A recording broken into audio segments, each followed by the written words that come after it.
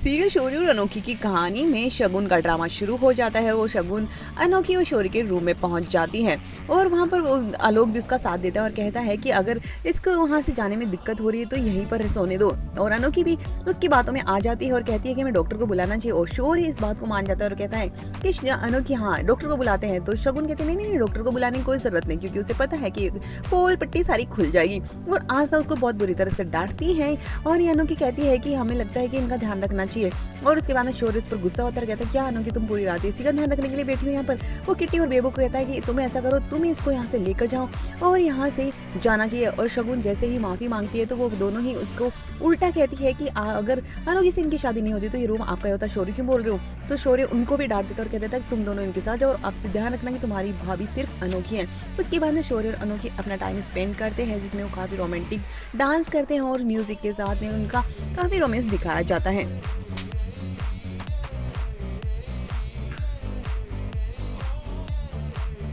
उसके बाद में शोर सुबह होती है जहाँ पर बेचारी अनोखी थोड़ा लेट हो जाती है और उसे ऊपर पता नहीं कि इतने सारे लोगों को खाना कैसे बनाना है। वो थोड़ी सी टेंस्ड होती है तो शौर्य कहता है तुम तो कुछ भी कर सकती हो। और अनोखी जब तक पहुँचती है नाश्ता सब कुछ रेडी हो चुका होता है और अनोखी को देवी डांट देती है, कहती है कि रस्मों को तो टाइम पर ही किया जाना चाहिए, अब नाश्ता तो बन चुका है और तुम्हारी तरह यहाँ पर कोई दाल रोटी एक सब्जी में काम नहीं चलता है। तो ये रहा मेन्यू और तुम दोपहर का सारा लंच का सारा खाना तुम ही बनाओगी और इसकी कोई मदद नहीं करेगा। और मैं सबको मना कर देती है उसकी मदद करने के लिए और बेचारी अनोखी डर जाती है कि अब क्या करे। लेकिन अब आस्था यहीं पर रुकी हुई है तो वो अनोखी को सपोर्ट करेगी और सबका खाना बनाने में उसकी मदद करने वाली है।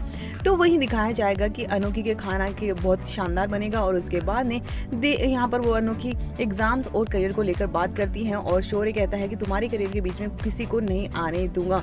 और यहाँ पर शौर्य अनोखी से वादा भी करता है कि अगर देवी बड़ी माँ ने कुछ भी कहा हो रिसेप्शन पार्टी में, लेकिन तुम्हारे करियर में कोई भी अब बाधा मैं नहीं आने दूंगा और जो मैंने तुमसे वादे किए हैं शादी से पहले मैं वो सारे निभाऊंगा। और अनोखी को तसल्ली हो जाती है कि जब तक शौर्य उसके साथ है तब तक उसके करियर को कोई नुकसान नहीं पहुंचा सकता है।